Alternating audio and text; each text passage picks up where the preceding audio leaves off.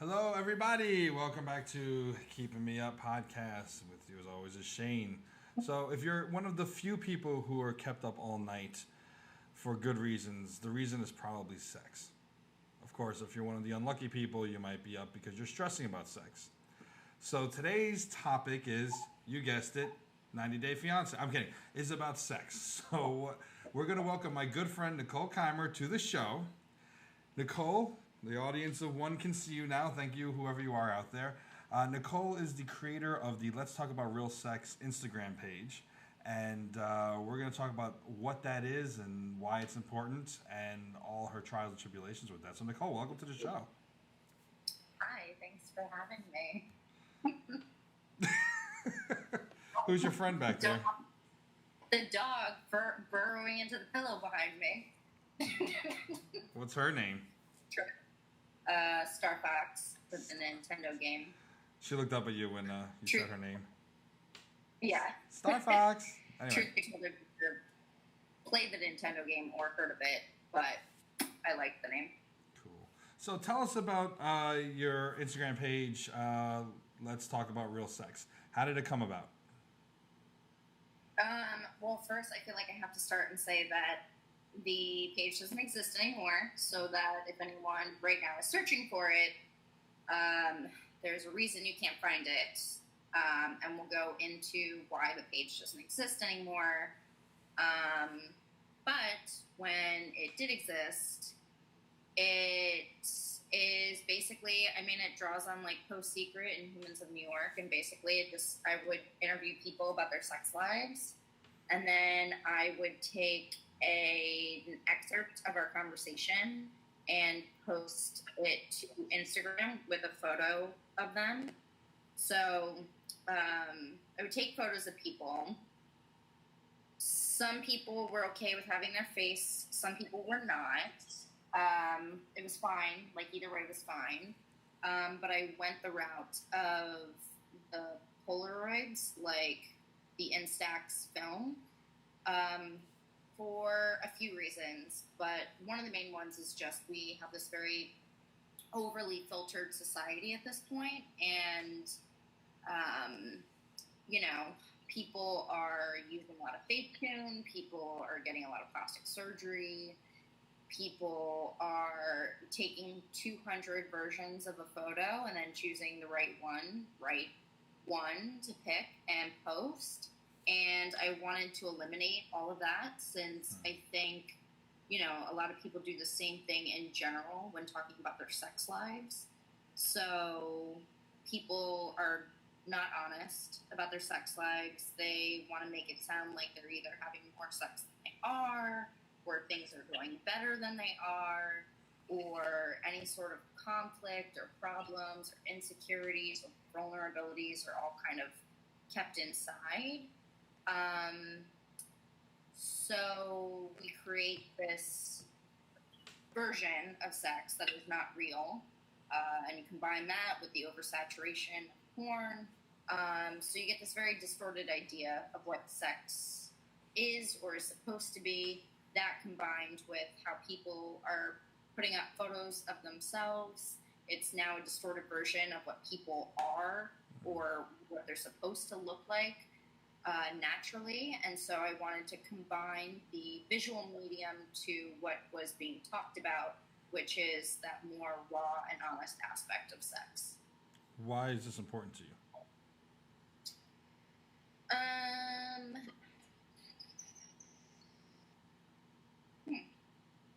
I guess there are a lot of answers to that question.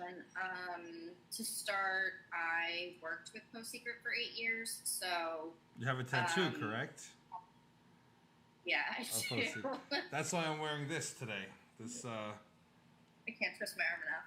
Oh my God, really? Yeah, well, this is, anyone who knows us and anyone who doesn't know us, real quick backstory. Nicole and I met at our job, and Postscript is something she's been involved in, and she got that tattoo where it says PS just before our company rebranded as PS, and I make fun of her that she loves where we work so much that she got a tattoo of it. But this is actually our softball jersey.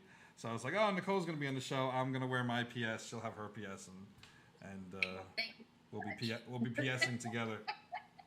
So was talking about sex in a realistic, true, honest light and dispensing with the myth and the facade that society and individuals will put out there about sex so important to you? So, starting is definitely with Post Secret. Since I got involved with Post Secret when I was 19 and I worked with the creator for 7 years, I got to see very directly the power of honest storytelling.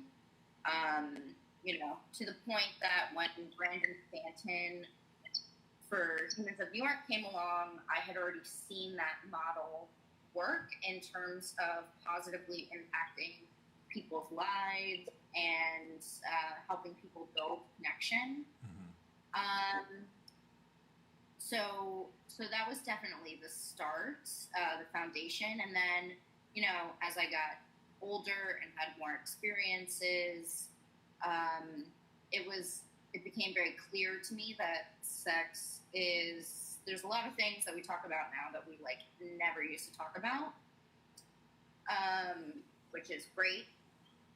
But sex is still, you could argue that Sex in the City definitely paved the way for more open conversations. You see it progress further in sitcoms like Broad City that we've seen today. There's definitely a movement, but for me, it's surprising how many conversations I have with friends or people will tell me that they have with their friends, or rather not have. There's just a lack of expression about what's actually going on. And so, I really just think that it is an area where you are really at your most vulnerable, and in a ways how you interact with other human beings is made manifest during sex. And it's a great way to understand how you relate to people interpersonally. And with that comes a lot of conflict, whether aggressive or passive aggressive, a lot of confusion, a lot of insecurities. And so it feels like the talking place for people to understand how they relate to other people so that they can have stronger connections with people, whether they're sexual connections or otherwise. And I do think human connection is literally all we have on this planet. I am an existentialist, and I don't believe that there's anything after this. And so I really think that this is all that there is for us. And so I think it's very important that we invest in looking at ourselves and being honest with ourselves and other people and strengthening those relationships. And were you also hoping that, in addition to giving people an outlet to speak about themselves and their experiences and who they are as it relates to sexuality, that it could also help to educate and lift the veil of those stereotypes that are out there, or the taboo that many people still treat sex as? Yeah, I think I kind of take for granted that I've done a lot of that work myself. I grew up Catholic, definitely at one point thought I was waiting until marriage to have sex. That's definitely not happening. And so I had to do a lot of processing and a lot of work to undo a lot of what I had learned. Mm-hmm. And honestly, 15 years later, there's still moments that I have to work through, whatever. But definitely, thinking on that, I think about my own sex education, and couldn't have told you anything about STDs. Definitely couldn't have told you anything about anatomy. What stands out to me is I remember they separated the girls and the boys, and that day the girls they gave us all boxes, and they told us to decorate the box, and then we had to write a letter to our future husband about why we had saved ourselves for him. and then put the letter in the box, and then we were supposed to keep it forever until we got married, and then give this box to her husband on the wedding night. Well, one, I think it's important to tell the audience you grew up in Florida. Second, and as we see in current events, Florida has always been, is, and likely always will, backwards as fuck. My tag onto that is, do you still have the box? Are you going to give it to your future husband?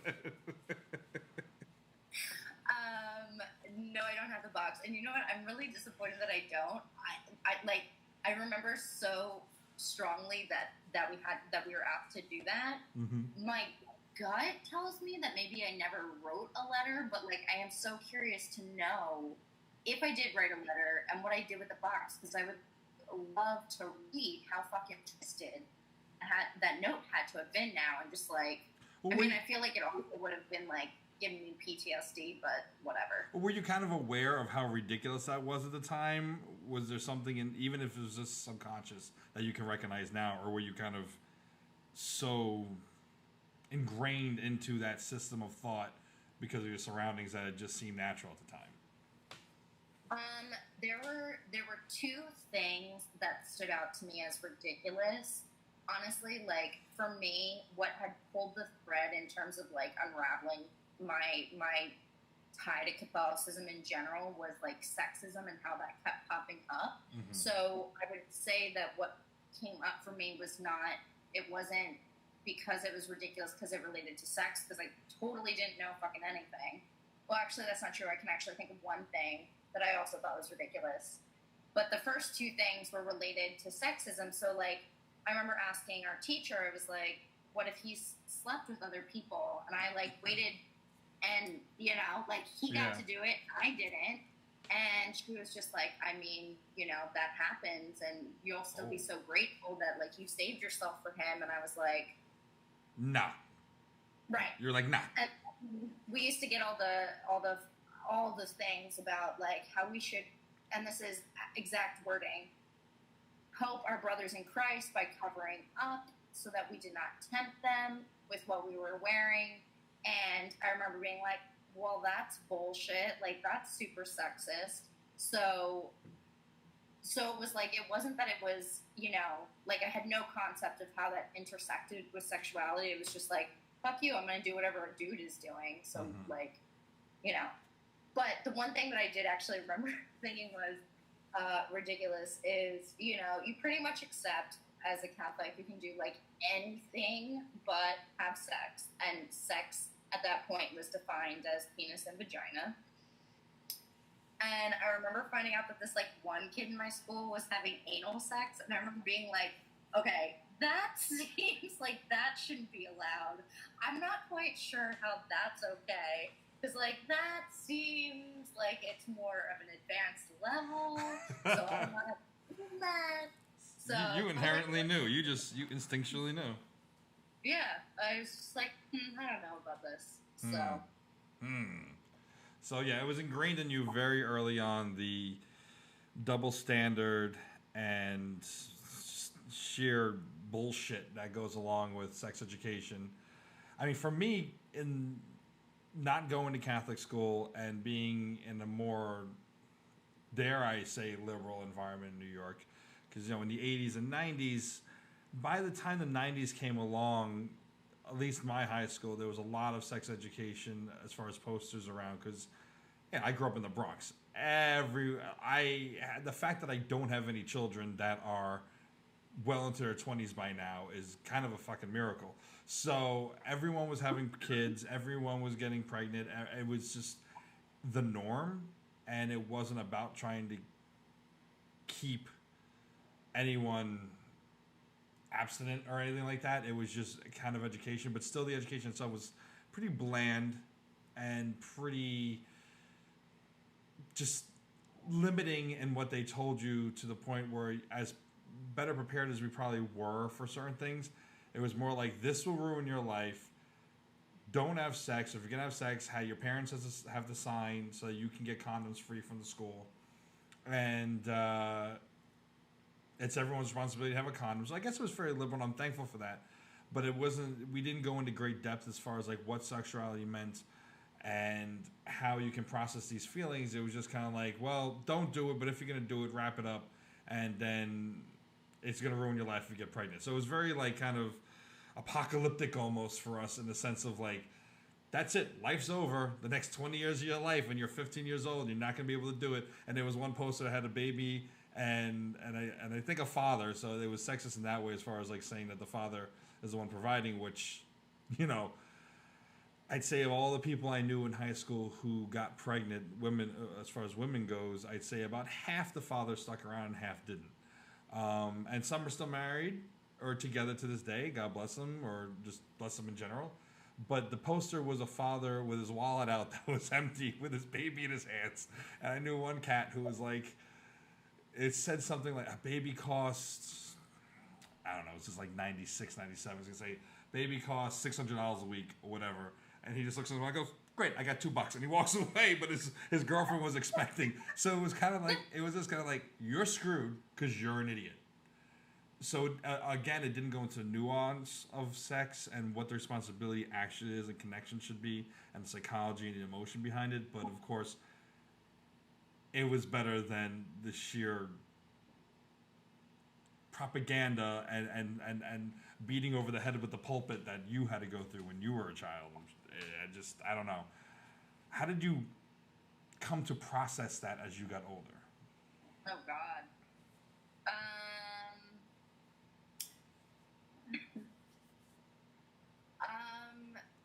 You know, I, like, my personality is, like, I like to know things that I don't know. So, like, even when I was still going to Catholic church and I was still living in Florida and I was still in high school, I remember just, like, having my friends, like, going with them to their Christian churches. So, like, I went to my one friend's, like, Pentecostal church, and then I went to my other friend's non-denominational Catholic or non-denominational Christian church. I forget the name of it.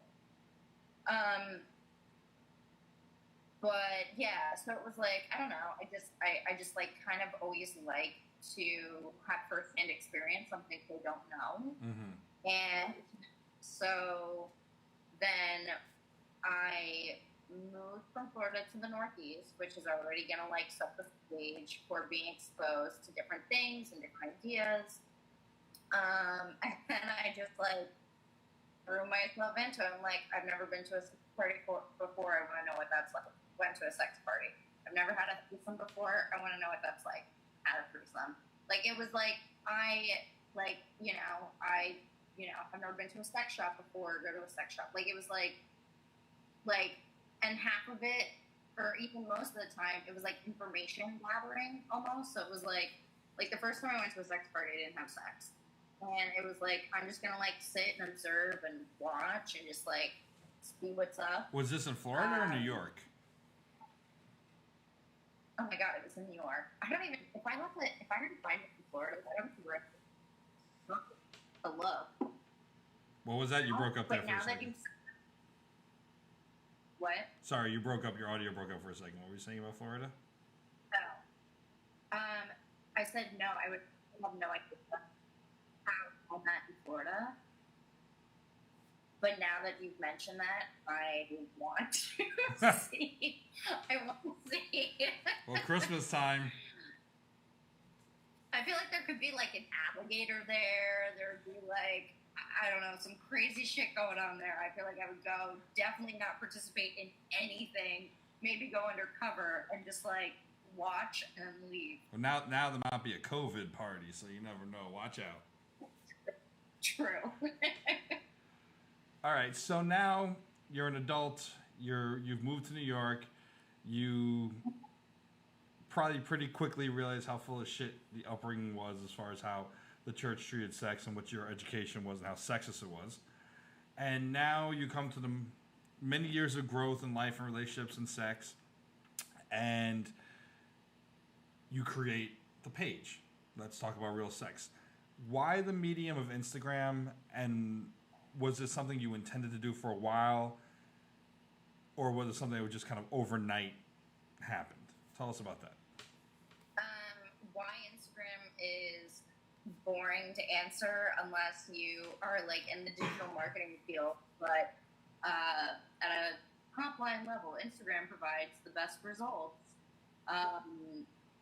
As of July 2020, it is the best social network in terms of not having to pay for promotion and being able to get organic reach and for earning followers and getting your message out there. So off a super high level, I can get very technical about why that's the case.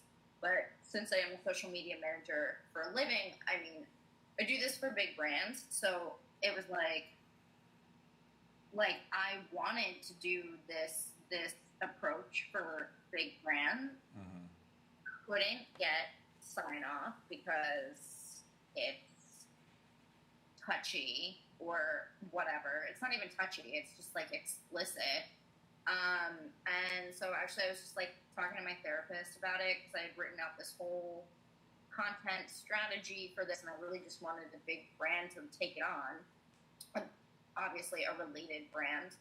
And she was like, why don't you just do it? So, I mean, I realized that I have the skill set. I know how to do it. And there really was no barrier. I mean, there's nothing stopping me from just like going up and interviewing random people on the street.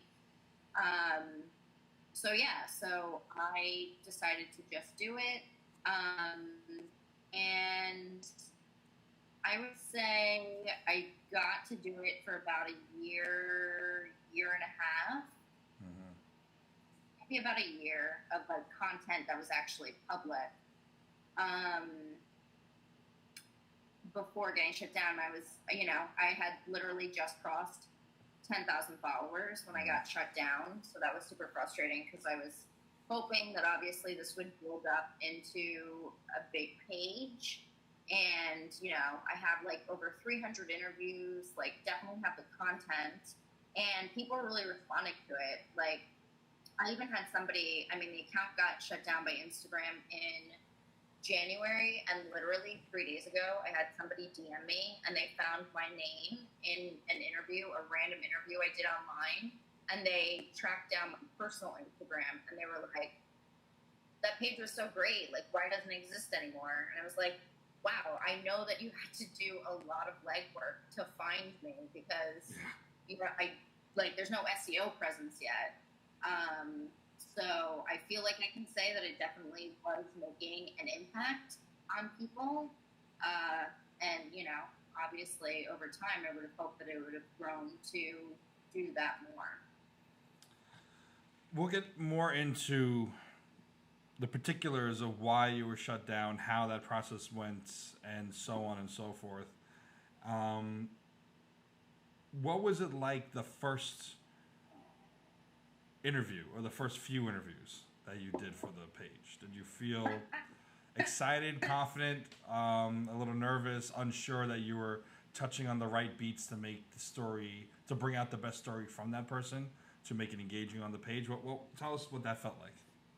Oh my God, the first stranger is a fucking hysterical story. But my first person was you. It was me. I thought so. Yeah, my first person was you because and I really do. I'm still very appreciative of me telling you my idea, and you're like, okay, and I kept telling you, I was like, fuck, I was nervous to approach someone, I don't know, and you were like, fuck it, you need content. All right, interview me right now. And then that person, you're going to interview them next, and that person, you're going to interview them. We basically I looked at everybody in the office like, well, you're interviewing this friend, and you're interviewing that friend, and this person's really open about their sexuality. And this person, you might have to drag it out of her, but fuck it, just do it. They'll do it for you. That was great. That was fun. Basically created a calendar for me, and you already had you put meetings on my calendar, and I had it set up. And it was I don't remember that part, but I believe it. I think it's a. You know me. I'm always trying to find a venture that'll work, and I love creative outlets. And I believe. You're such a knowledgeable person about sex and gender and how it relates to society, and you have so much passion that I was like, you're gonna make this amazing, and you have to just do it. Just shut the fuck up and just fucking do it, Nicole. And it was like, just, and I'm glad your therapist is saying that basic same thing to you, but probably nicer. And I'm saying it, and it was just like, do it. And thankfully, where we work is so loosey-goosey with so much shit. And we have so many personalities. And, jokes aside, it's a pretty inclusive place on a person one-to-one level. As far as, like, we have you and me, and we had other people who were there who aren't there anymore, and just, like, our circle of friends are pretty forthcoming about who they are. And I was like, it's going to be a range of content for you. And then, of course, you went out to the public and you started meeting strangers. And what was that like? Okay, so the first stranger I ever interviewed, like, women are easier to approach for a lot of reasons, because, like, you tell a dude you want to ask him about sex, like, he definitely thinks you're hitting on him, which, became very difficult I think they're trying to make me tell them that I'm gay, because people just assume that I'm gay sometimes. So I'm not that kind of dude. What? If someone talks to me, I always feel like people are just like, like Tim on 90 Day Fiance. I feel like I'm like a less drastic version of that, but like I'm not gay. I think Tim is, but that's beside the point. I digress. But like, I feel like I don't know. I'm the guy who goes out to a bar. If he's single and he goes to a bar, I'm the guy who goes, and I don't talk to anyone because A, insecurity, B, I was raised by mostly women, and I just assume that they want to be left alone at the bar. So I don't talk to them. That's me. Someone comes up to me, starts talking about it, I assume they have someone, and they're making conversation, and they're probably trying to figure out what's going on with me, why I'm so timid, or something like that. So I don't know. I'm a different type of dude, but I know that the majority guys probably are going to be like, yeah, let's fuck. So, what was that, getting off of me and back to you as we should be, what was that like with the dudes and the women, as you were saying?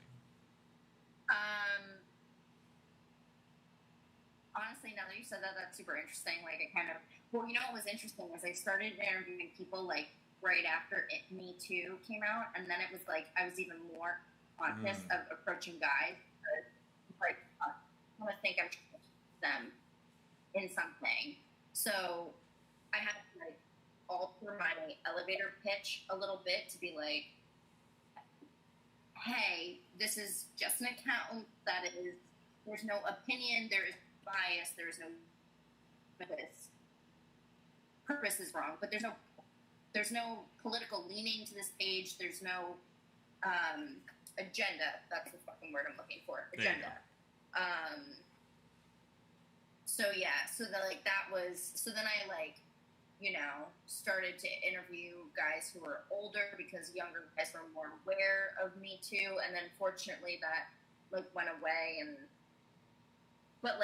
So back to my first interview. So I sit down at a bar like a block away, and I'm doing your guys' interviews that I took at work. Like, I'm editing them, whatever, sitting there with my laptop. And there's this girl who's sitting 2 seats away from me. I'm like, nobody's in the bar. It's like a Wednesday. It's pretty much just her.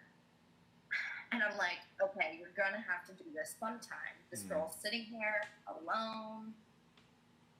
She seems approachable. Like, at some point, you're going to have to do this for the first time. So why not make this the first time?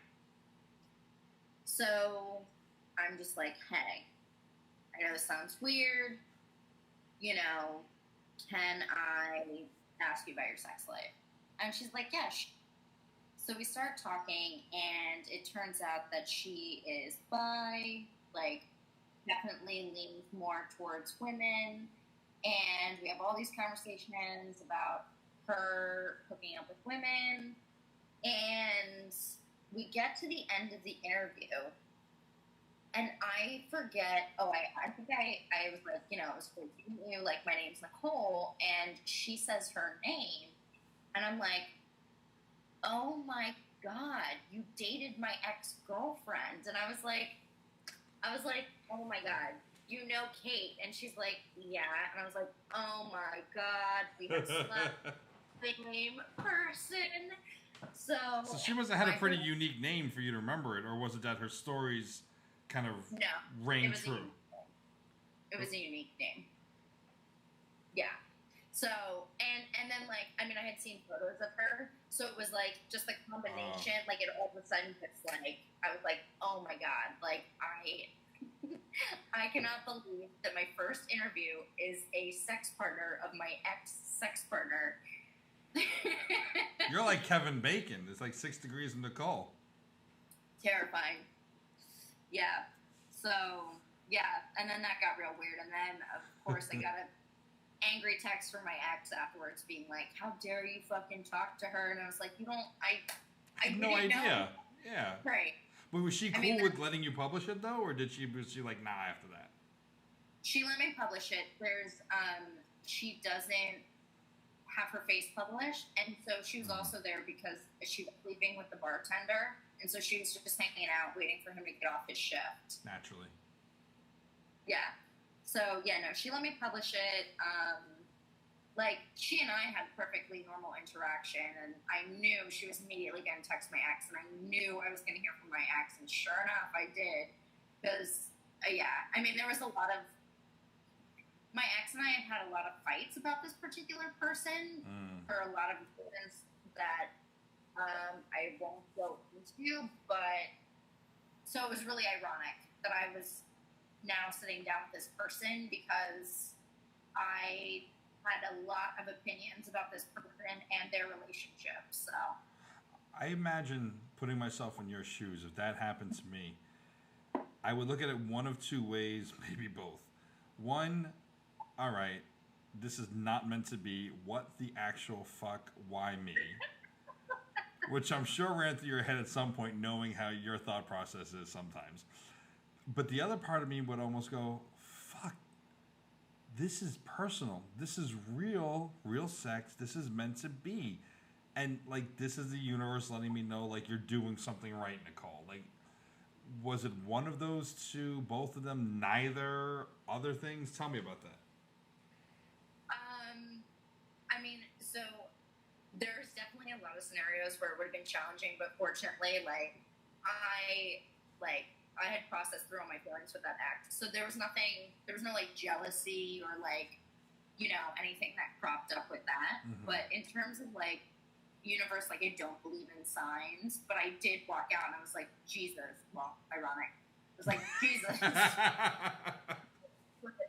If I believed in signs, oh my God, would this be like the craziest fucking sign right now? I mean, I guess in a way it must have felt kind of accomplished of dreading that you knew you were going to get some angry texts or calls. Yeah, I mean, well, and then, yeah, so it was like, one, like, oh my God, like, you know, if I believed in signs, and then I was like, oh, fuck, I'm going to have to talk to my ex soon. Did your ex ever comment, respond, or hit you up after that was published, though? No, because she didn't know, like, so that was my first... she didn't know what the yeah. Yeah. Because remember, she thinks that I don't know, some version of, like, she didn't understand what happened. So, like, some version of her thought that I was just, like, talking to this girl because I knew who she was. And, like, yeah. So, yeah. I see. But, yeah, that was my first one. So that was quite memorable. Were there any, reverting back to people you already knew who you interviewed, were there any surprises or reinforcements or just like, oh my, sheer moments of cringe from people you knew who you did interview who kind of just opened the floodgates for you? Okay, well, I mean, like, I'll comment on it minimally, anything that's, like, that wasn't, like, published in a story. But I will say, like, the one that was, like, the most absurd was Moto. And, like, you know, Moto's we're saying names, uh-oh. Whatever. Moto don't care. I love Moto. Not even his actual name. But it's not his name. But it's an abbreviation of his name. Yeah. Yeah, okay, go ahead. Yeah. More most of the time, go on. Go for it. He, he's like straight, but he's like made out with dudes. Like, he's just like, whatever, I don't care. I think I asked him about like celebrity he'd want to fuck, and the first name he gave me, like the second name he gave me was Aubrey Plaza. The first That's name a good choice. I mean, totally. And for him, especially. Like, for him, that makes total sense. I used to work with someone who slept with her, but go on. Oh, interesting. Is she as, like, morose in bed? He knew her when they were, like, super young. Like, they knew each other as, like, teenagers. So, I forget the details. Anyway, go on. No. The first name he gave me was Steve Buscemi. Google him right now. I know who Steve Buscemi is. I'm thinking about the sheer... Here's the thing. I'm not entirely surprised, knowing Moto. He almost seems like a better-looking, tinier, if that's even possible, Steve Buscemi. Like, in all the good ways, though. Because Steve Buscemi's awesome. Steve Buscemi's eyes, like, bug out. Like, he was talking about how, like, he was, like, really into his eyes. I don't know. That's brilliant. Did you ask me that question? No. So, like, truth be told, like, I don't ask everyone the same questions. That's mean. If I am struggling, like, you were great because you gave me, like, really, like, insightful, like, the way you were talking about how Amazon... I'd have to go back and look at your interview, but you were talking about, like, sex and anonymity and how, digital e-commerce has really helped preserve anonymity of sex. So it was like, and also you knew what I was, like, going for. So it was like, True. You were really easy. So, and then you just talk. Whereas, like, sometimes I have to have, like, a lot of questions in the queue because, like, sometimes some people are really hard to get to open up. Plus, you knew me too, so of course you'll open up to me. Yeah. All right. And was there anyone that you were just like, oh God, this person is just, oh God, I'm uncomfortable? As far as people you knew. Okay, that's an answer. Cool. So, and if you were to ask me the celebrity, it would be Alessia Cara because I love her with all my heart. I know she's like 15 years younger than me, but she's amazing. She's political, like me. I love her voice. Unfun because Music. I've never seen an actual photo of that person. Like, I've just seen her on her album cover. She's like so quirky and so weird and so silly and so off the wall. And so talented, and again, very political and especially because she's Canadian, so she doesn't have to worry about half the shit we got to worry about. And just, like, she's, like, the whole package. Like, from afar, next would be AOC, and then we go down the line. Anyway, who would be the celebrity you would sleep with first?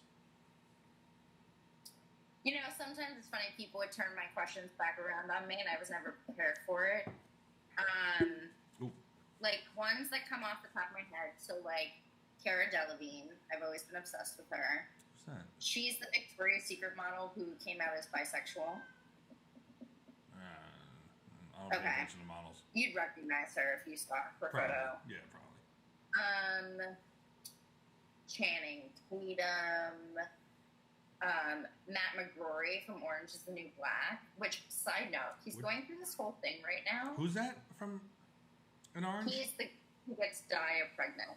Oh, I was surprised they didn't bring him back. Spoiler alert, you've had a year, bitches.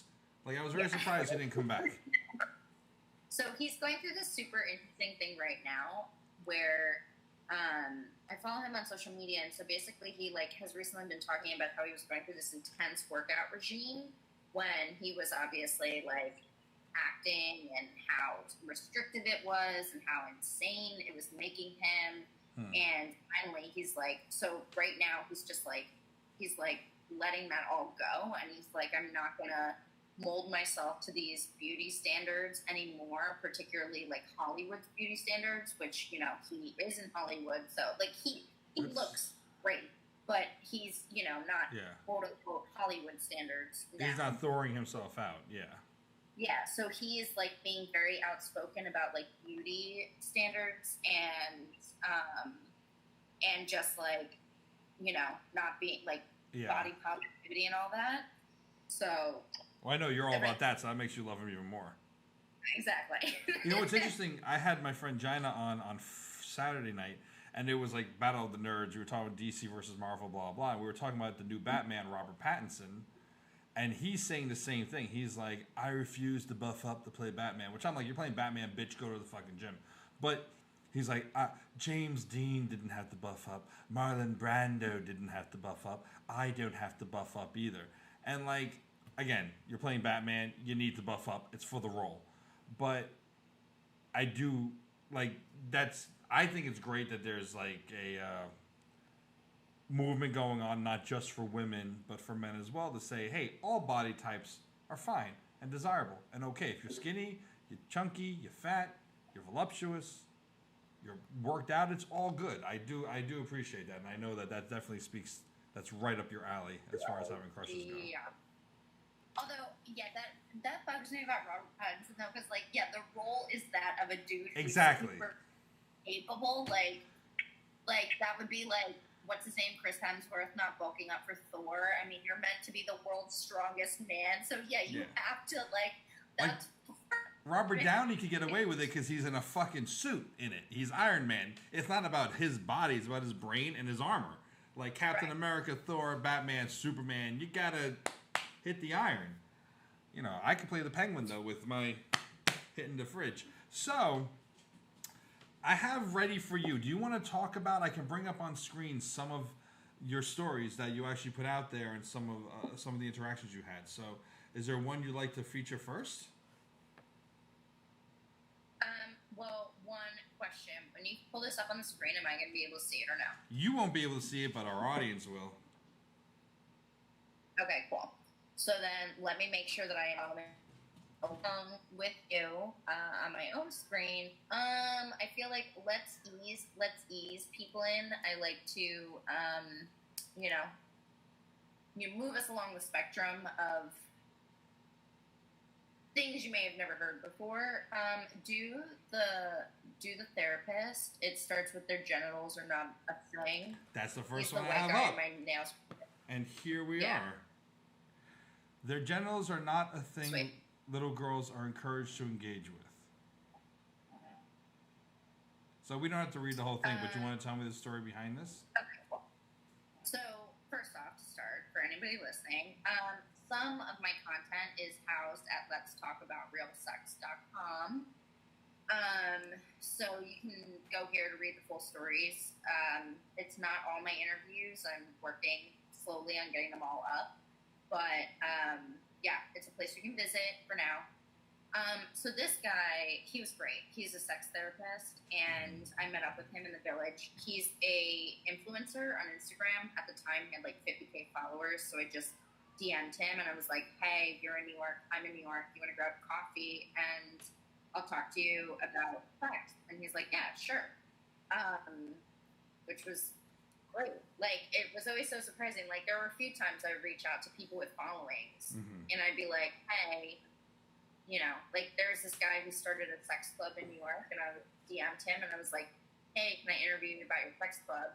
And he's like, yeah. So he had me go to the clubhouse. This is the sex club I've been telling you about. Yes.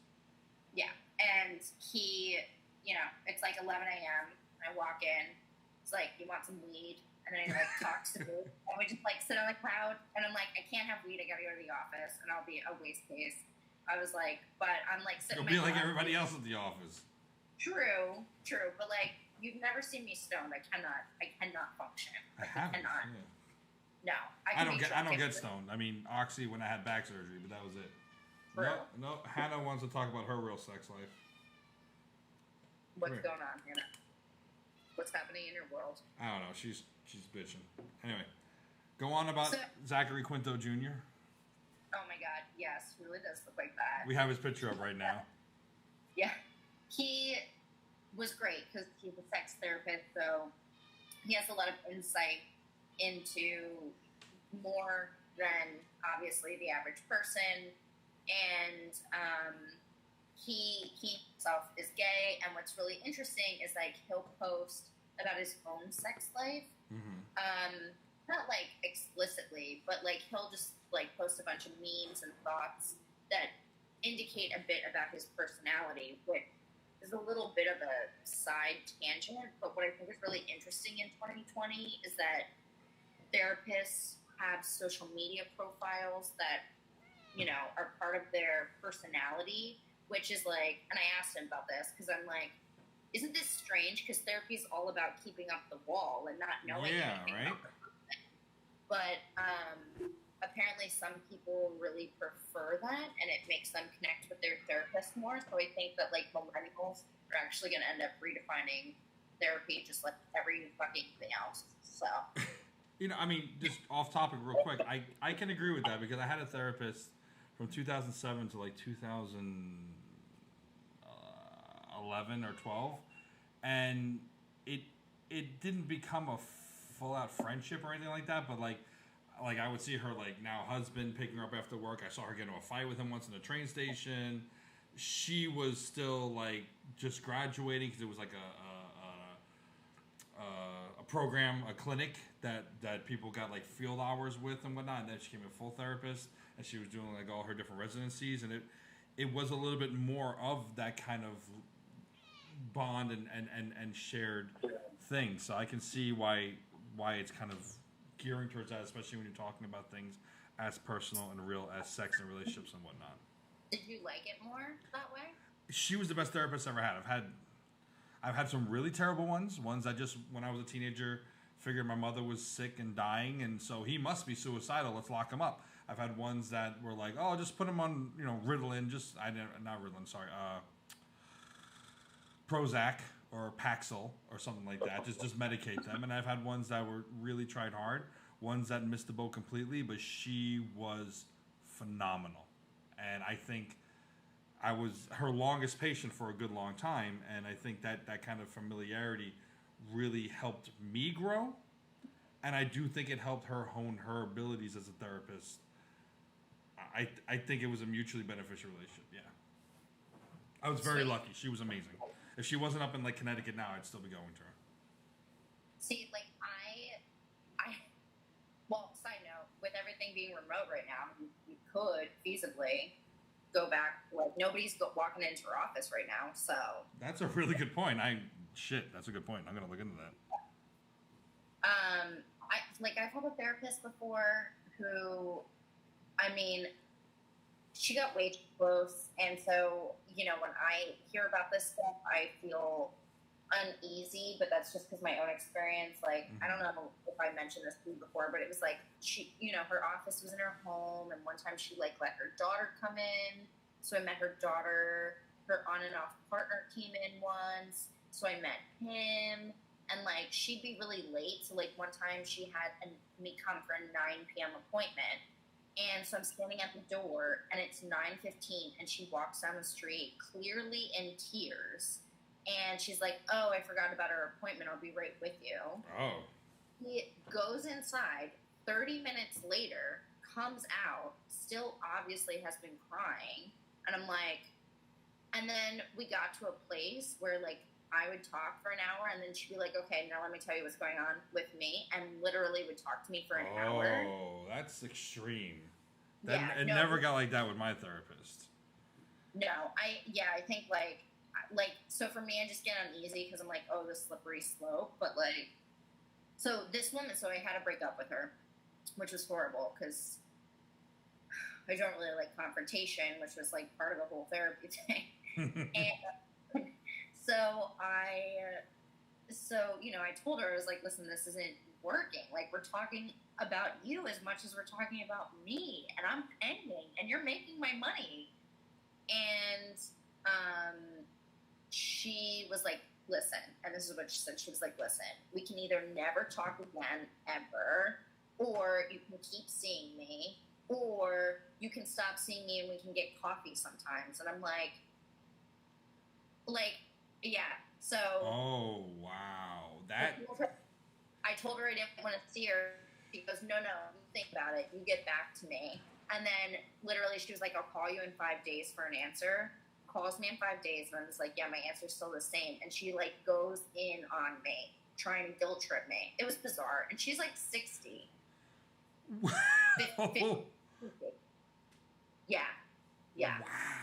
Wow. You are not a lucky person when it comes to certain relationships and, like, the kind of person you attract. But I digress.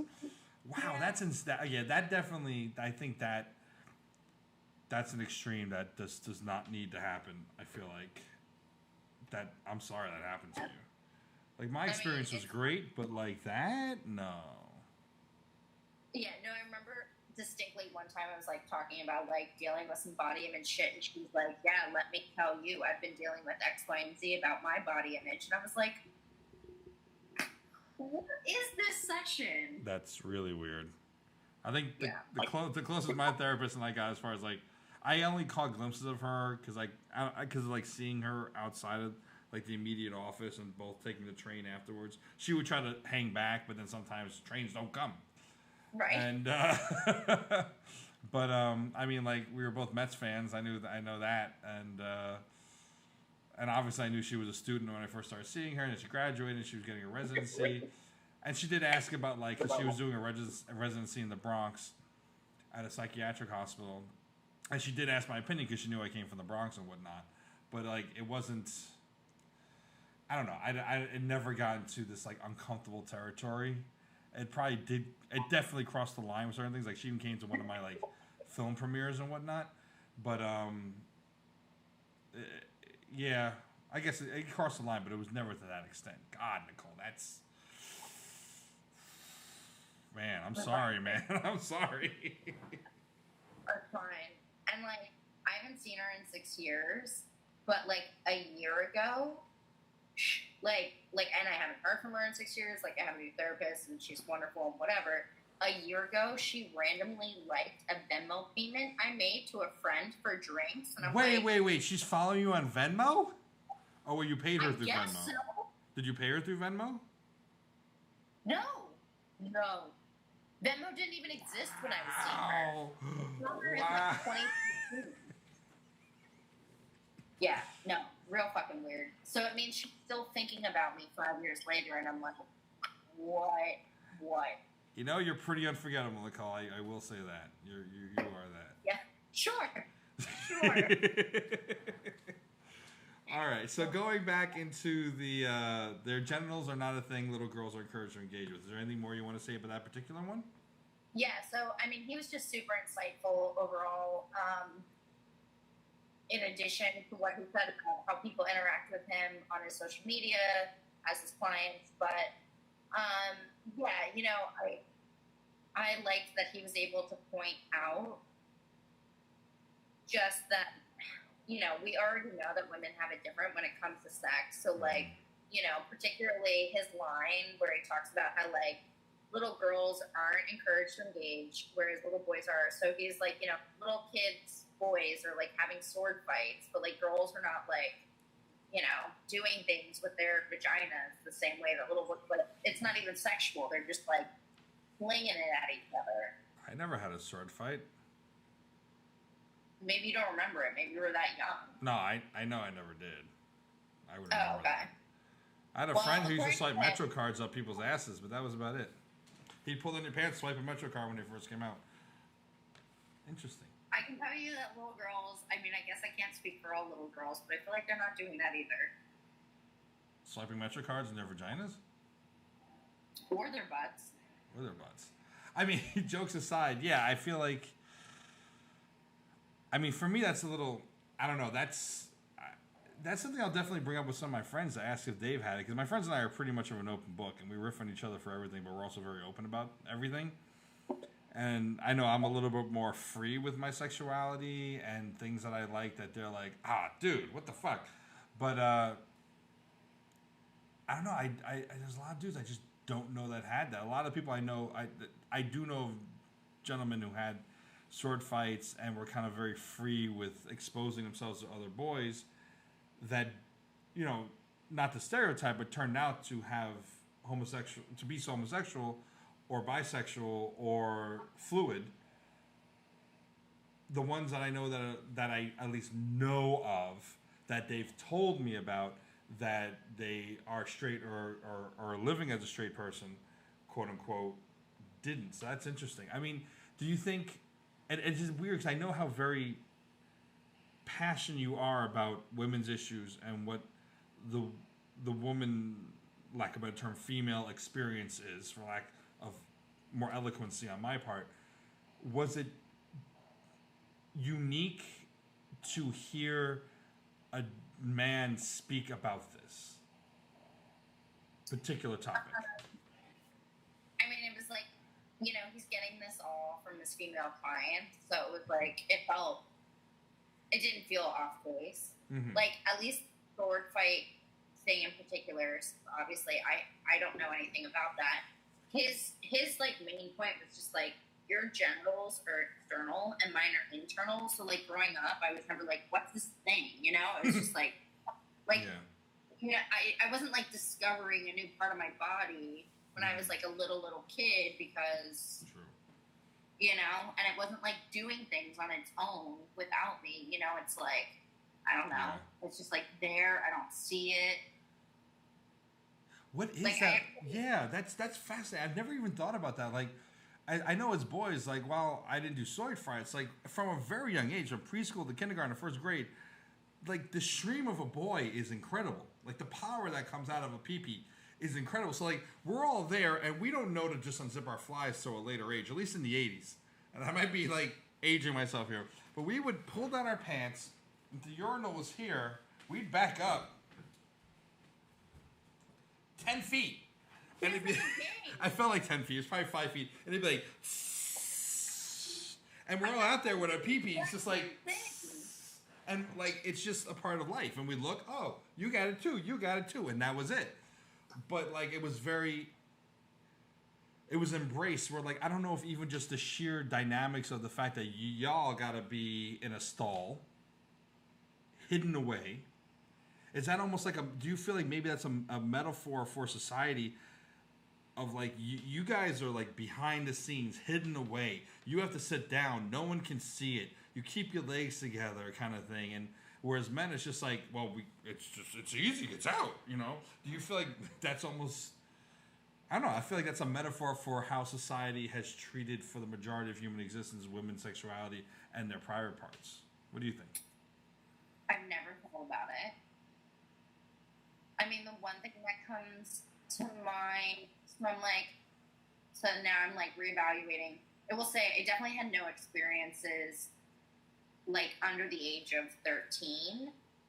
But I guess when I got older, like I know that me and my girlfriends, we all showed each other our boobs because it was like, how are yours growing in? How are yours growing in? So, but yeah, I mean, you weren't doing that until you were a teen, so I just wasn't even, I was just like not even thinking about it. I mean, I feel like the first time I became aware of like anything was like when my mom told me that me and my brother couldn't take baths together anymore, and I like didn't understand it because I was like, but why? I was like, baths are boring without him. Like, what? I can't play anymore. But even then, it was there. Like, I don't even remember having, and like, sure, he had a different body part, but there was no. It wasn't weird at that age. Like really don't remember thinking anything about my vagina. Like, not until I was like 17, when my two closest guy friends were telling me about masturbation, and they were like, "You gotta try it," and I'm like. So they had to like coach me through it, not physically, but they're explaining it to me. And I mean, granted, part of this was being Christian and Catholic, so like obviously, but like. Did they understand the difference in technique though? Like the difference in it, or was it just very basic? Like, I don't know. No, I mean they were pushing me insofar as like, give it like a little while, like certain things that still apply both ways, like give it like 15 minutes, like keep going, like look at porn, stuff like that. Fair. Yeah, that's interesting. I know, like, boys as we get older, at least I didn't, and I can only really speak for my circle of friends. Like we didn't like show each other what was going on down there. We would talk. My friends and I guess we were different than a lot of guys. We would talk about like my best friend Balls and I. I remember waiting for the bus one day. Yeah, that's his nickname. That's his nickname. Okay. And that's a long story. And we were talking about how like I thought a hair fell from my head, so I went to move it, and ow! I plucked it out. It was like we were like 11, and it's the first pubic hair that was long. You know, things like that, where it was kind of just my body's changing. But Wait, I'm sorry. You just had a single pubic hair, no signs of growth of any others, just like one. No, at that point they were like beady, teeny, weeny, short, tort, small, hairies. But then there was one that was, I mean, in my mind, I'm thinking it's like this long, but in reality, it's probably like this long. But it was like longer than any one that had come before. So it's like, ow! I'm like, yeah, you getting that too? Yeah, I'm getting that too. Cool. Maybe now we can get laid. Maybe a girl will kiss us now. Please, God, let a girl kiss us. Oh my God. That's very interesting. That's very interesting. What's the next one you want to feature? Yeah, I don't even know if I like summed up my point on that. Oh, but I'm sorry. Go ahead. But I don't. What I was gonna say is I don't even actually know what my point is. You know, I guess that's the whole thing. Is that like literally what just happened was part of the point of the project. Is like now we're having conversations and things that like we have never thought about before. But let's go to the couple because that's another part of the project that was fun. Is like I didn't just interview individuals. Which one is that called? Is that the 3 years?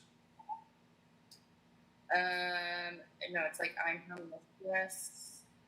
Our strap-on is our favorite toy. Strap-on, yes. Strap-on, strap off, the strapper. So what you can't see in this photo is... Well, the headline is, the tagline is, our strap-on is our favorite sex toy, which I can get behind. Not afraid to say it. You're still the only guy I know that is true for, and it's very unfortunate. I need there to be more guys like you. Here's the thing. Here's the thing with that. As far as straight men goes, or, you know, leaning on the spectrum more towards the, quote, straight life orientation, there's a lot of guys who will just not try it out. They'll listen to guys like me who will try it out and be like, fuck, this feels great. And I explain to them, I'm like, listen, there are like, let's say there's 2 million nerve endings on your penis, right? Feels fucking good, right? And then there are like 10 million on a woman's clitoris and in her G-spot and her vagina. So imagine how much better they feel. The thing on our body that comes the closest to feeling like a woman's vagina is our sphincter. So imagine doing something to that, and then doing also something to your penis, and you've got like 12 million nerve endings being like stimulated all at once. It is the greatest sensation in the world. And many people, of course, it's still that like, and it's changing. It is changing. You know, 20 years ago, it was like, that's fucking gay, bro. And today, we'll joke and say, you know, that's gay, bro, kind of thing. We don't actually mean it, but it's like, because we're just wildly inappropriate with each other. We're a mixed group of friends who make racial slurs and gender slurs and everything slurs. Gay, straight, you name it, just because we're assholes to each other.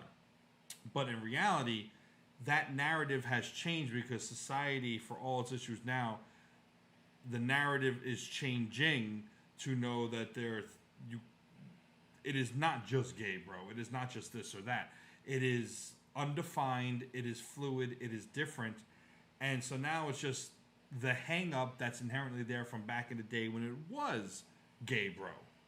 So they're not willing to try it, and or at my ripe old age of 40, don't have wives willing to try it. Because there are still many women who are like, you're less of a man if you do anything with your own ass. Other than shit, wipe, and clean it. And so that that just stops it from ever happening for these folks. Other ones who've grown to it. And then there are those who have done it, who have tickled themselves, fingered themselves, done whatever, licked their finger, and then rubbed their butthole, who just can't come out and say it. And that's part of everyone's process. It is for no one to judge. It's unfortunate that that's still a stigma.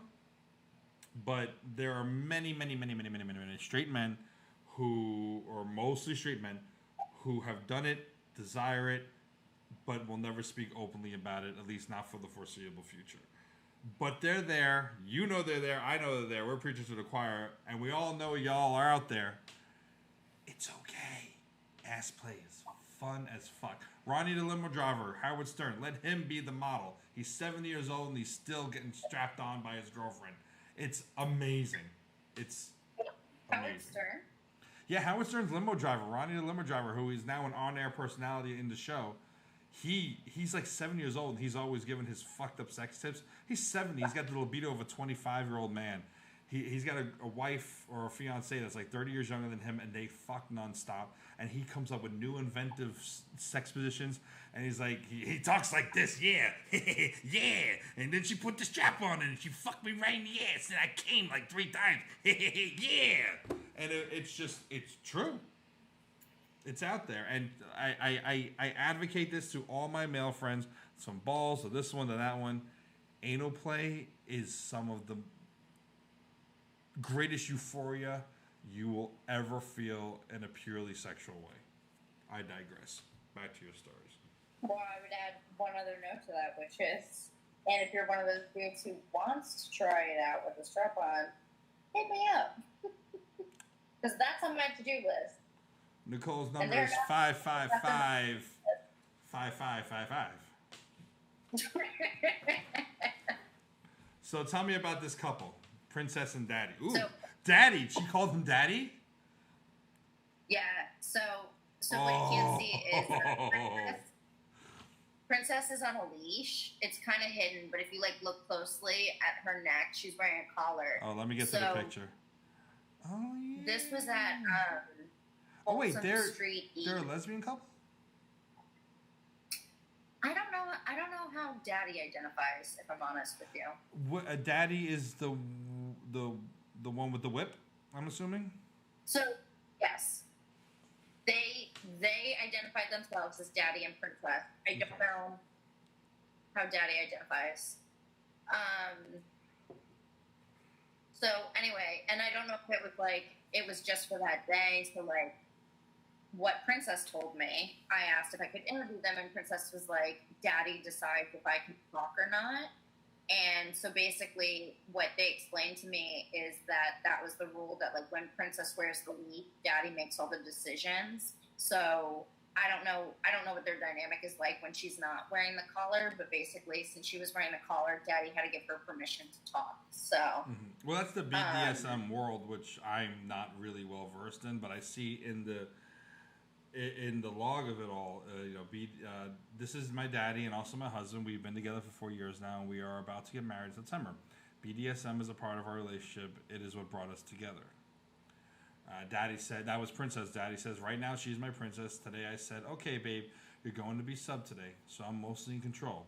And other times we flip-flop. We both have our days where we're like, okay, I'm feeling more submissive today, so you take the lead, and vice versa. Okay. Yeah. So, mainly, why I picked this one, I mean, totally BDSM is trendy right now. But I also wanted to highlight that, what I've shown so far is just interviewing individuals, but I also got to interview couples. I would approach couples.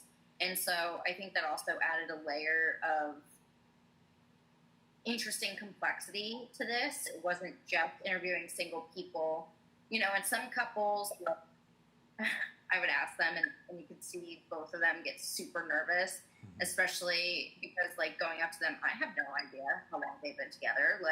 And sure enough, there was a time I approached a couple and they were on date 2 and they said yes. So, yeah, everyone, couples just because I think it's like, yeah, of course you want to know more about people's individual sexuality, but you also totally want to know, low-key, the dynamic between couples. Mm-hmm. So it's like, and this was another for the project, is like, you know, granted, this couple, you can already make some assumptions that would be correct based on the fact that daddy is dragging her around on a leash. Like, they're probably into some kinky shit. Yeah, okay, you'd be right.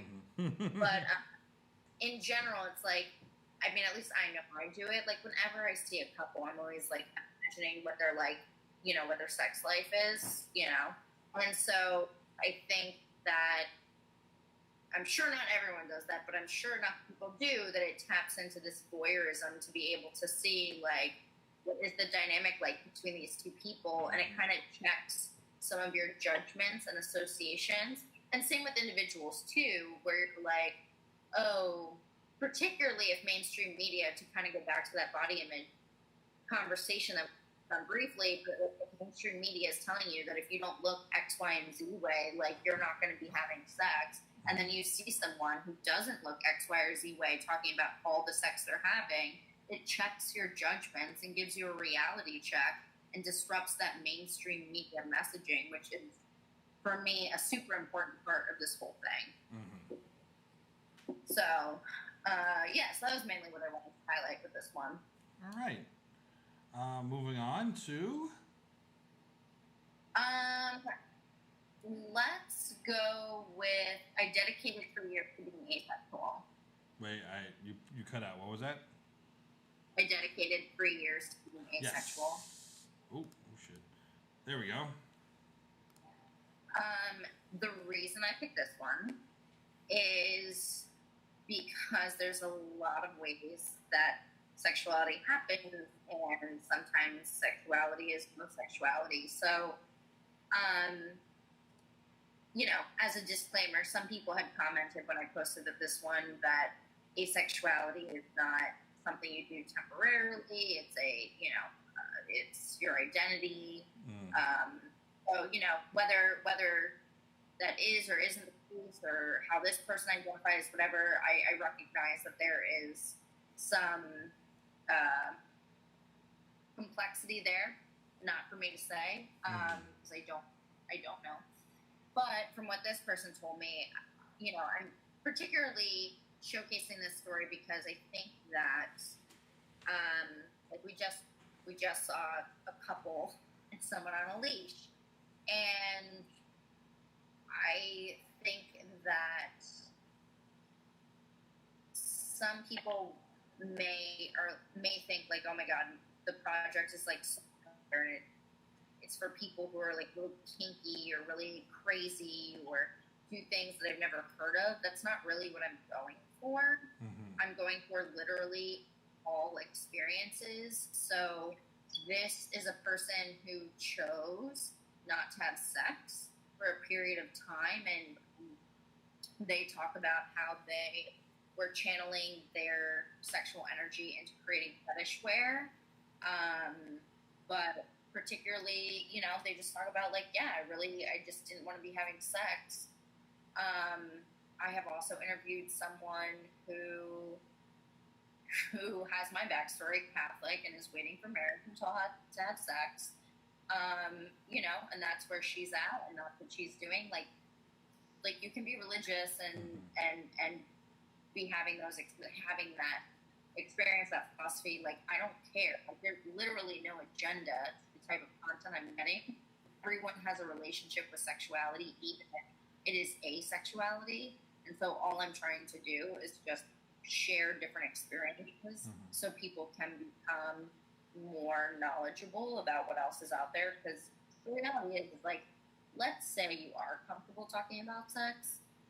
You might only be comfortable with, like, a few people, like, to really get an honest, vulnerable look at a large scale of a population and their experiences with sex. You can't find that right now. I mean, it's a boring way to describe it, but it's like, I guess, my project is anthropological. That sounds so scientific and so boring, but, like, technically that's what it is. And it's important.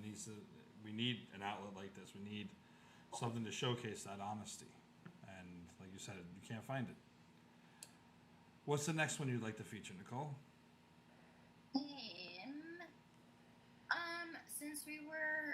Since we've already touched on body positivity, let's do "It's a Misconception No One Desires Fat Women." And here we are. It's a real misconception that no one. It's a real conception to think no one desires fat women. So, this is a porn star. I met her at a sex expo. I'm trying to remember which one it was off the top of my head. I think it's that one in Jersey that you told me that you'd always want to go to. Oh, yes. Yeah. So I think I met her there, and she's been very successful doing this for many years. And so, I asked her about her experience in the adult film industry. I didn't ask her specifically about body positivity, but that was where she took the conversation. And so, she has a really unique perspective because this is literally what she's getting paid to do. So she can comment on demand in a very different way than, your average person who can talk about how many sex partners they've had or how many times they've been hit on. But, she can literally calculate this with the amount of money she's earned and the amount of views. She definitely talked about how there has been no issue with her getting work, getting money as a result of how she looks. That there's the exact line, misconception that no one desires fat bodies. And then she also just talked about changes in the adult film industry because she's been in it long enough to see it shift from DVD to digital. And, there's a real problem there with porn stars getting paid. I guess the royalties are coming in, yeah. Yeah, because obviously the internet makes it easy for things to be free. Guilty. So, yeah, no, same. But, I don't know. It's such a trade-off, right? And it's not fair for me to say I'm not in this industry, so I can't say how it all plays out. But it's like, you and I have both talked about OnlyFans a few times. But it's like, okay, maybe you're not getting paid. Like, it's like, okay, DVDs got you more money, but now OnlyFans exists. So, like, can you, find a way to make that to your advantage? And granted, I don't know what OnlyFans takes off the top. They might take a lot, but, yeah.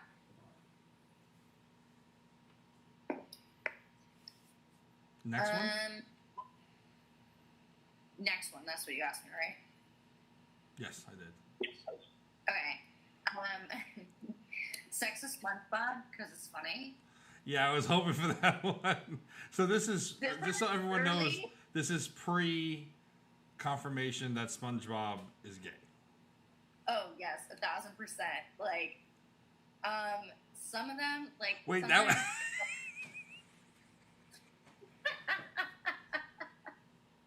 So as you can't see as Nicole, but as you're speaking, when we first switched to one, I show like the headline and then I scroll slowly through the story so people who can read fairly fast before we get to the picture. And I just see, quote, I want to have sex with SpongeBob because he has lots of holes.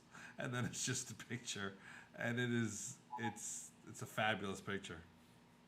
Yeah, no, obviously the interview is longer, but no excerpt that I've posted has been shorter than this. It's like, why was I going to fuck up this quote with anything? It should just stand alone. It makes a lot of sense. Moving on, next one. Yeah, it's not all serious over on the page. I try to mix it up. And that's Washington Square Park by right? If memory serves that location, yeah. It was literally on Pride, which is why he's wearing a rainbow flag as a cape. So if you have a SpongeBob costume, if you're in cosplay and you're doing SpongeBob, just stand by Washington Square Park. Eventually, you're going to get lucky. Moving on. Okay, do sex between puppies. I thought that'd be next. Quote, sex between different puppies obviously happens. So this was like another, like, great example of, like, I mean, I knew that puppies were out there. I knew absolutely nothing about them. I was super interested. And I was at Folsom Street East, which is New York's, I don't know how they describe it. I think it's described as a leather festival, but it's definitely kink. Yeah, I don't know. So this guy, he's like, I don't know, he's like the head puppy. I don't know what the exact term would be, but he leads a group in the area, connect puppies to other puppies, and Like, these are actual physical dogs. when you look at the photo, I haven't gotten to the photo yet. Hang on. No, it's a human. So Cool. what's like super interesting is Arf. I knew nothing about this community. What was that? It's the goat. Oh wait, you have to see it this way. The goat. Oh my god. Go on. So the way he described it, he's talking about how it's all getting into a mindset and how it's staying present in the mindset and how when you're there, you can just really relieve stress.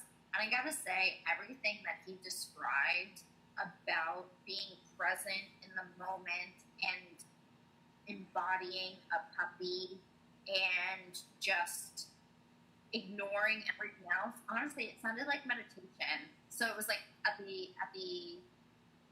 at first look, you're like, oh my god, what is that? Like, there's no way I can relate to that. But then when he started talking, I was like, this sounds so much like meditation, and it makes so much sense to me that this isn't, yeah, like, I mean, like, it made so much sense to me by the end of our interview that I was like, cool, you sold me on it. I've never had a desire to be a puppy, but I definitely have a desire to, like, block everything out, which I think, in a lot of ways, that is why people use sex, but this is for a much longer period of time. And he said that, like, sometimes it's not even about sex. Like, it's just about somebody else taking care of you and making sure that, like, you're fed and you've got water and you go out, go to the bathroom, whatever. And it's like, I could see an argument for that too. Like, being an adult fucking sucks. So if I could just pretend like everything else is being taken care of for me for a little while.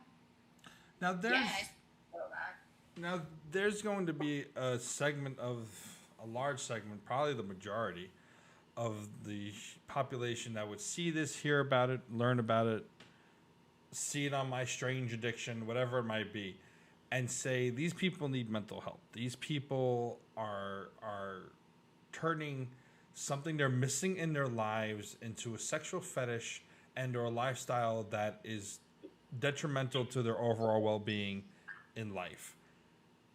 Is it that at all, or is it just that this is the outlet they choose and mainstream society says this is not acceptable, this is wrong, this is odd, this is the devil's work, whatever it might be? What do you feel it is when it comes to people who live these lives? I don't even want to say that they create this escape or they create these environments for whatever reason, because I don't know, I'm not them. But what's your take, having met these people, know these people, and have, good understanding and knowledge of the world that we're discussing right now? So, in order to address that, all right, let's take your people who believe in sex, no sex before marriage, right? Like, you gotta take them out of this pool because there's a whole different way you gotta approach these people, right? So they're out. So let's say you're in, the majority of the population for America, at least. I wouldn't so much as give my opinion as I would just walk you through a series of questions, which is like, one,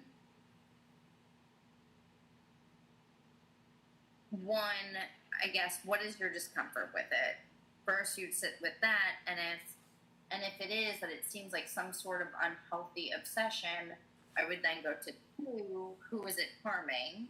Can you actually identify that there is harm? And then 3, which I think the biggest part of it is like, are you really going to tell me that you as a person do not have some sort of vice or whatever you want to call it that's a little bit out of balance in your life compared to other things, whether it is smoking or drinking or eating or like even working out can be done to an obsession. You know, most people have a vice, whether they are willing to look at it or not, but something is always out of balance a little bit. So if what's out of balance for this dude is that like he likes to pretend he's a puppy for a few hours and escape living like an adult, but yet he still pays his bills and still is an adult and doesn't actually harm his adult life, what's the issue? Perfectly said. Thank you. No, thank you. So we have left a few. I think actually we have left one. We have one left. Yeah. Let's quote: "We feel and we want love, and we do love just like anybody else." Yeah. Oh wait, no, we have 2 left. Sorry, we have 2 left. We have 2. Okay, so this one's great because, you know, definitely when I'm going through this, given all the conversations, given the conversations that are going on currently, but even prior to this, you know, I want to make sure that I'm getting as much representation as possible. Like I said, I've had my challenges approaching men, so like making sure that I balance that out a bit, but you know, I want to make sure different race, different gender expressions, different sexual orientations, different bodies are represented. So I try to be mindful of making sure that like my own bias isn't creeping in when I look at who I'm approaching.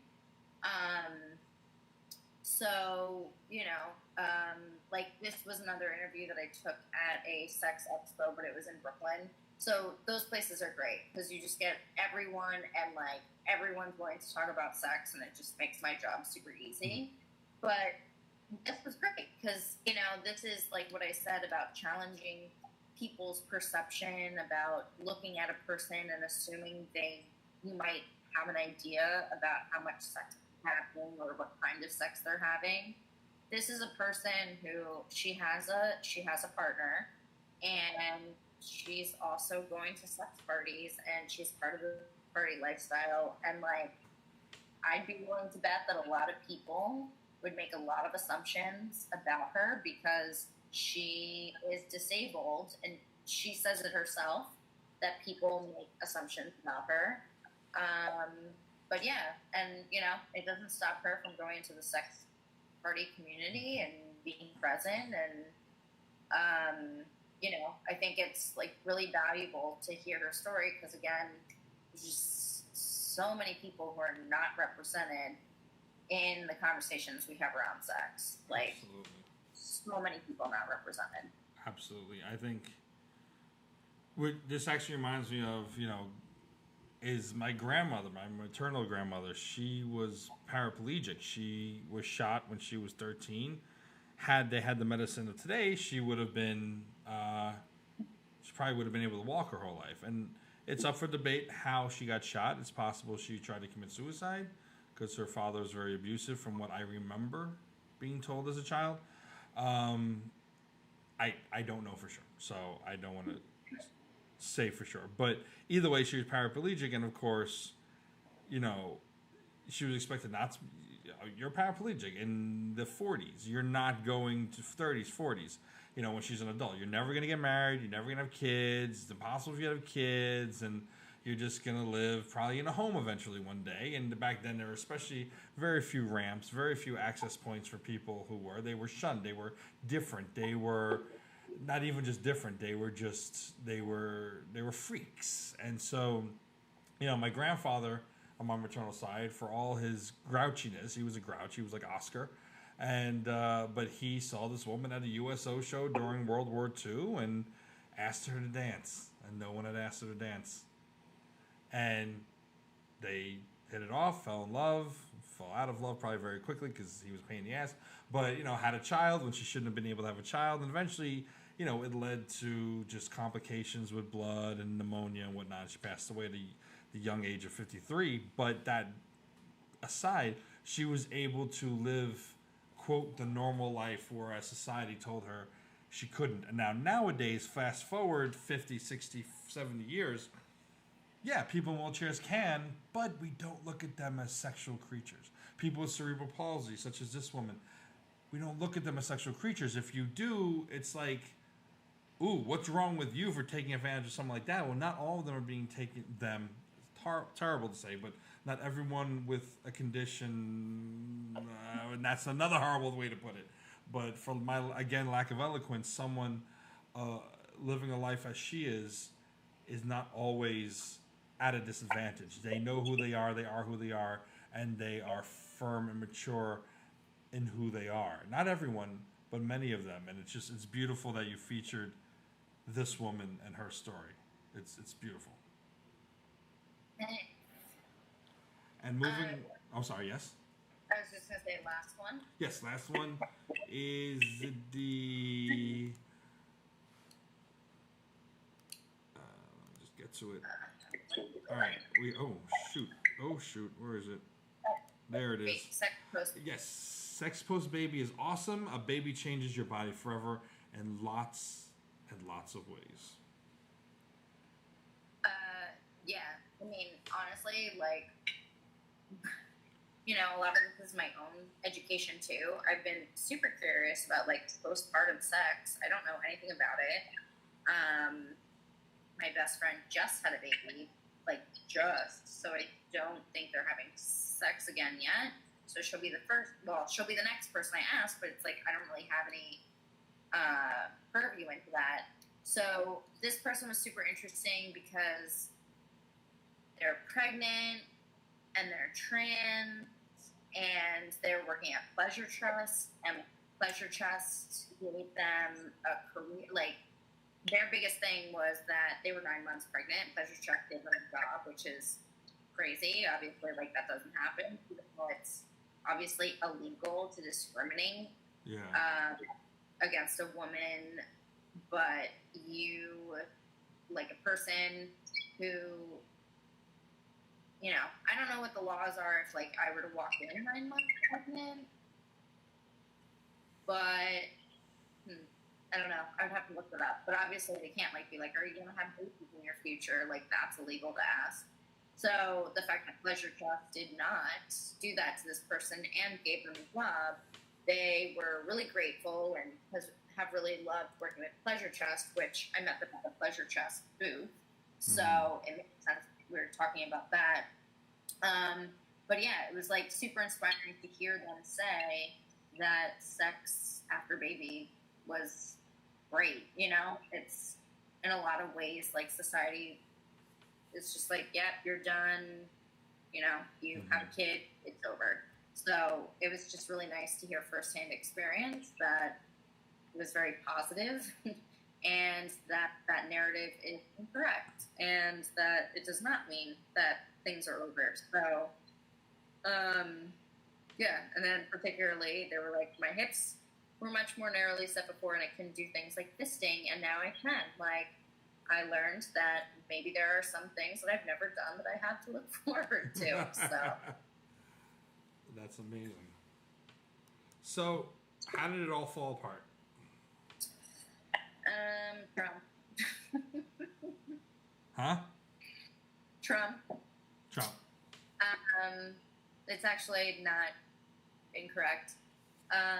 Basically, they passed a law, forget the exact year, but it's called FOSTA SESTA, and, people may remember seeing posts about it, protesting on their social media a few years back because it was going to restrict people's freedom on the internet, which it did. I do remember that, yeah. So I don't particularly remember what the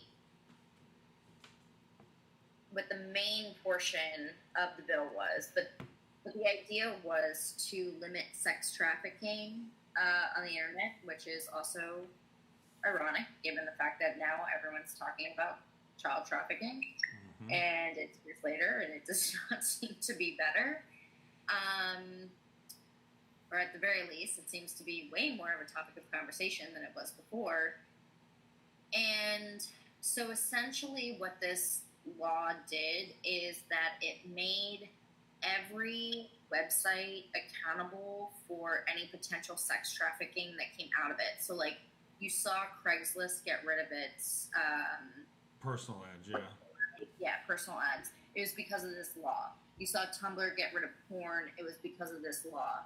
Yeah. Facebook used to have a group. Like, I was part of a queer cruising group for New York City on Facebook.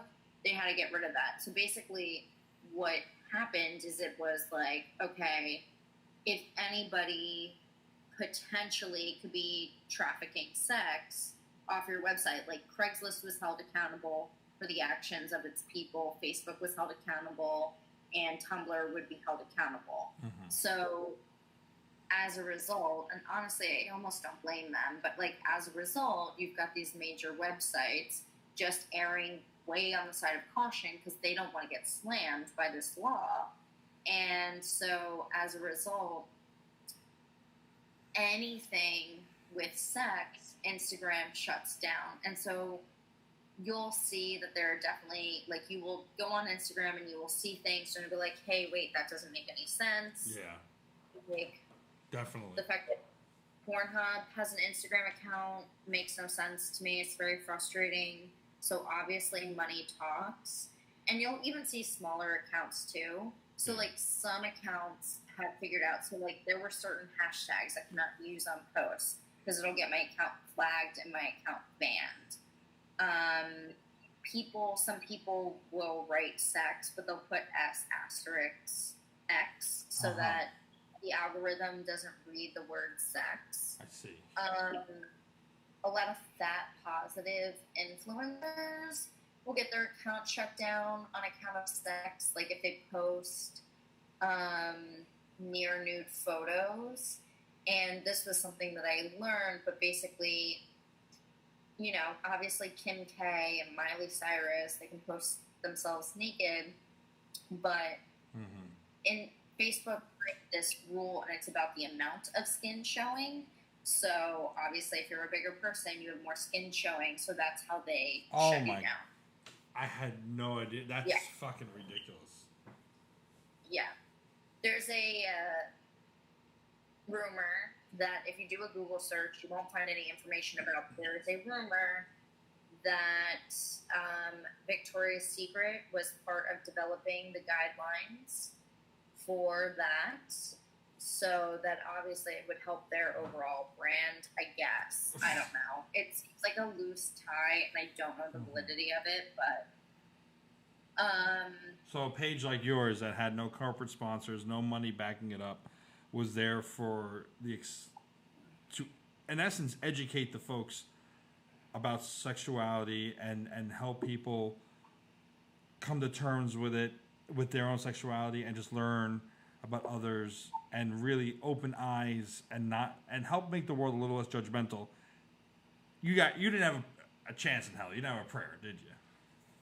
No, I got shut down 4 times. 3 times I was able to appeal, and honestly, I was able to appeal because I know a loophole to like talk to Facebook directly because I'm a social media manager. Oh. So I would hit them up directly, and then every time they told me my account was mistakenly shut down. They didn't mean to do it. They were so sorry.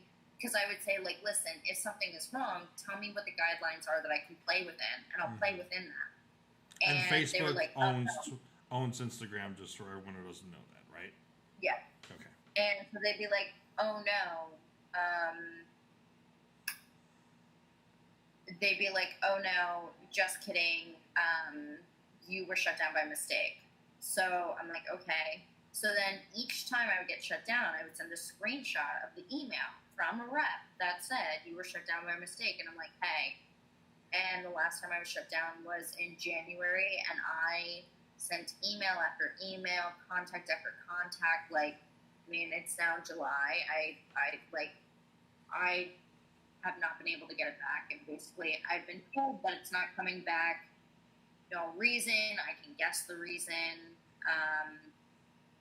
Yeah, and I mean, I thought about creating a second page because a lot of, like, particularly sex workers, they'll create a backup page. Thought about that, but it's like, it's so much effort to build up your follower count. And I did put some money behind it. Like, I definitely tested doing paid, which was the other crazy thing, right? Like, I promoted posts, like, and every time you promote a post, it goes to a review board who reviews the content and then approves it to run as a promoted ad. So, like, you've already seen my account. You've approved content to run. I've been through the filters, so what's the problem? Right. So, yeah. But, I mean, I think at this point I just have to say that the account is not coming back. Is there anywhere... I mean, that's bullshit, and I remember that happened, and it's unfortunate. It was a great page. Is there any hope of a revival on like, I know you have your own dedicated site for it. Is that something that can even grow in this climate? Does it have to be one of the major outlets for social media to get any hope of traction? I actually haven't even told you this. So when this whole pandemic thing kicked off, and I've had way too much fucking time on my hands, I was like, I'm going to make this a book. So I've actually been reaching out to, like, literary agents for the past 4 months, and, like, there's a whole methodology to this, and, like, apparently I should be prepared to reach out to 80 to 100 literary agents here now. Yeah. But, like, the first 6 that I reached out to, one of them, so, like, first you write a query letter, and then if they're interested, they're like, send us a proposal, and the proposal's like 30, 40 pages. So I actually had one request for a proposal so far. So I'm, like, keeping my fingers crossed. I mean, I'm like, you know, whatever. I can't get too excited if things written into them, but that has been my quarantine project, is to, like, turn this into a book, even if it means that I have to apply to, like, 5,000 literary agents. That's what I'm going to do. That makes me so happy to hear. I'm so glad you didn't tell me that, because this reaction is genuine. That's amazing. It should be. It should be. Oh, that's amazing. I mean, it'd be so easy. Like, obviously, it follows the same format of, like, Post Secret or Humans of New York. Yeah, like, but just, that'd be fucking amazing. Yeah. It's probably going to take time and a lot of work, but it'll be definitely worth it, because that's amazing. Yeah. So we'll see. Because I was like, yeah, I mean, I don't know. It seems like to do a website, I can't drive traffic there. It takes, like, way more money to drive traffic to a website. Like, a book is a way better. Plus, I've always wanted to be an author, so it's kind of cool if I could make that happen. And then, like, maybe I could get book tours, and maybe I could do speaking events about what I've learned about sex. So, I don't know. We'll see. The pipe dream. What's going to happen? I know it's got to happen. It might take a long time. It might take no time. It might take a moderate amount of time. But this... I've always hoped and believed that this project wasn't over. It just would have to take another form. And I truly do hope that this is the form it has to take. So, that would be amazing. What was the most disheartening moment with this whole endeavor? Well, losing the project. I figured as much. I figured that. What was the most triumphant moment for you? The moment, if there is one, that just felt like this is worth all the effort and work I put into it.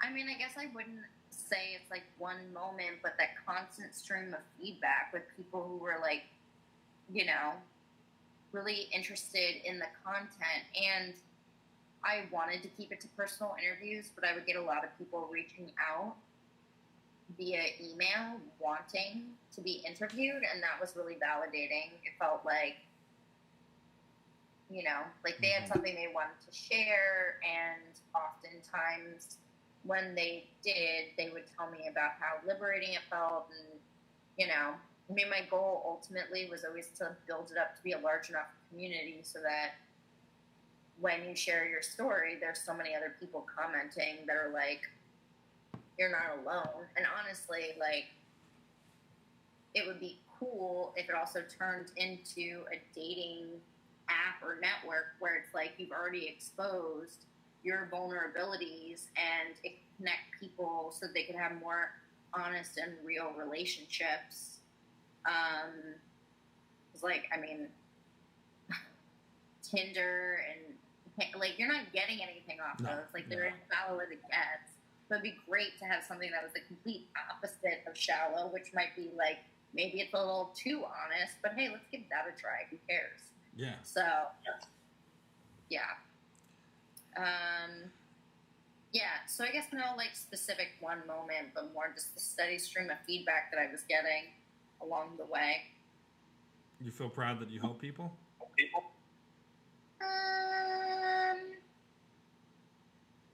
I don't know. It's like, it just, like, I feel like my job is incomplete. Like, I didn't get to sit, like, I was barely getting it off the ground. So it's like, you know, I just feel incomplete.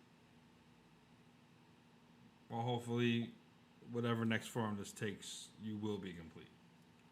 Because you deserve it. You put a lot of work into it, and it was a great idea. And it was beautifully executed.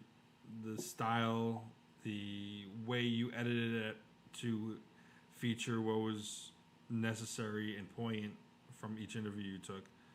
I can't wax eloquently enough about Let's Talk About Real Sex, the Instagram page that no longer is, but will hopefully be again in a different form.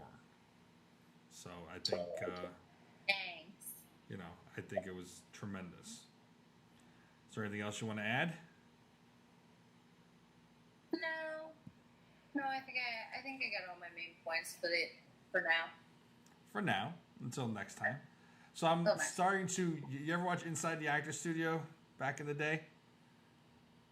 Of course. So I'm starting to end all my interviews with the questionnaire because it's fucking fascinating. So Nicole, who created Let's Talk About Real Sex Instagram page that is no longer a thing, but will be back one day and will be complete in full circle. What is your favorite word?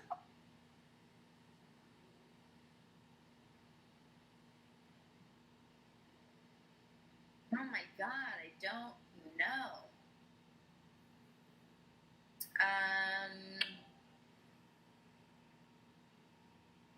Do people have something ready often? They don't, because they don't know I'm going to ask it. I mean, audacious is pretty fun. Audacious? Okay. What is your least favorite word? Moist. I'm sure that's common. Reminds me of the show Dead Like Me. What turns you on creatively, spiritually, or emotionally?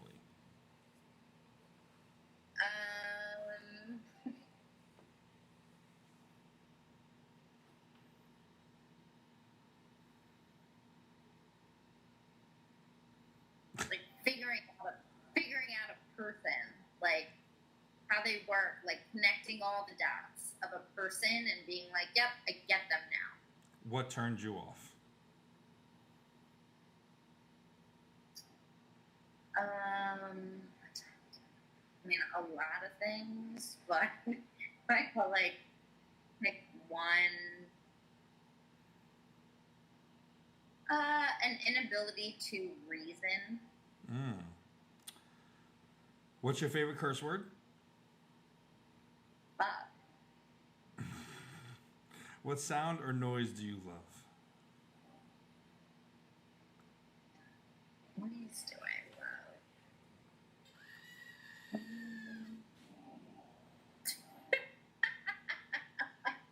Not that.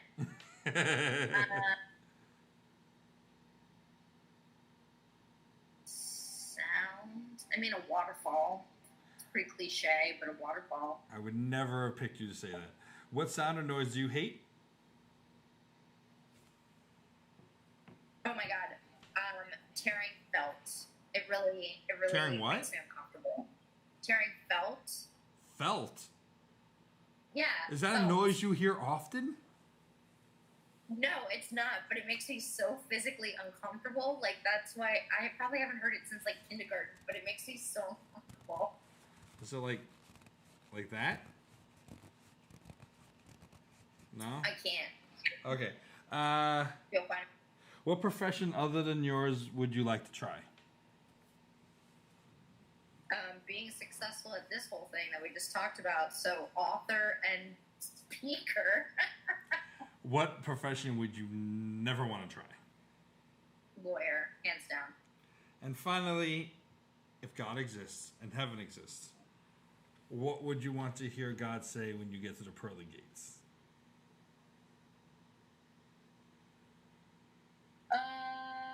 To be honest, I think I'd actually, coming from a Catholic background, like him to say, "You don't belong here." Cool, I did something. Fair enough. Ladies, gentlemen, and everyone, this is Nicole Keimer. She is the creator of Let's Talk About Real Sex Instagram page. There's no more, but is there a website people can check out? Let's talk about realsex.com. That'll be in the description below once I'm allowed to edit it tomorrow. And please check it out. While it's not quite the page it once was, it does have the archives of everything that came before. It is educational, it is enlightening, and it's just fucking awesome in general. So thank you all for tuning in. Thank you, Nicole, for being on the show. And I'll just say, please check it out. Please like, share, subscribe, blah, blah, blah, blah, blah. Be good to each other, and go the fuck to sleep. Thank you.